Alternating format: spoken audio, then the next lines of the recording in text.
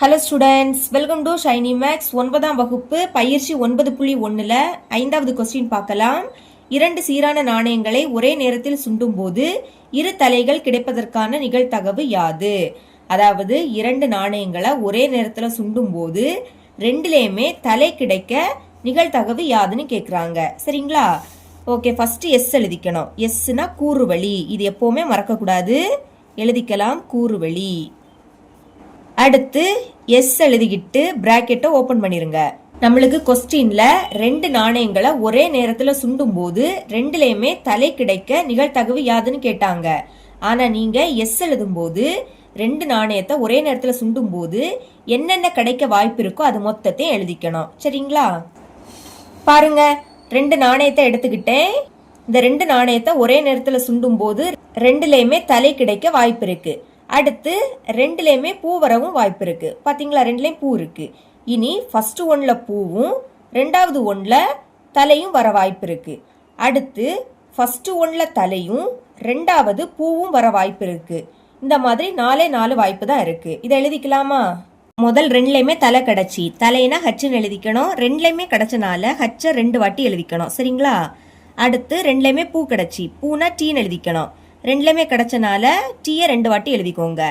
அப்புறவு முதல் ஒன்றுல பூவும் ரெண்டாவது தலையும் கிடைச்சி, பூனா டீன்னு எழுதிக்கணும், தலைனா ஹச்சுன்னு எழுதிக்கணும். அதை மறக்கக்கூடாது. பூனா tea, தலைனா ஹச்சு.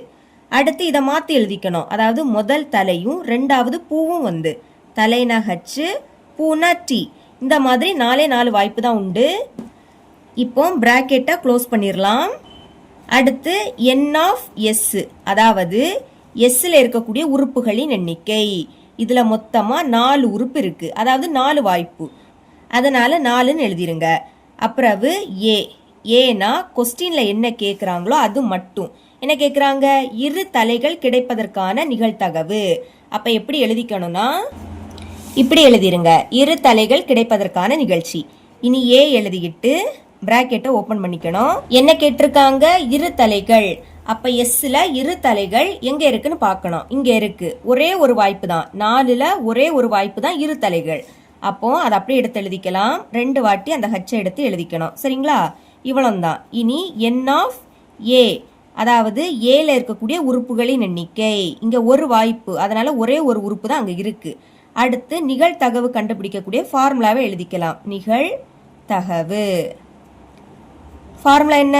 P of A is equal to N of A by N of S. இதுதான் ஃபார்முலா.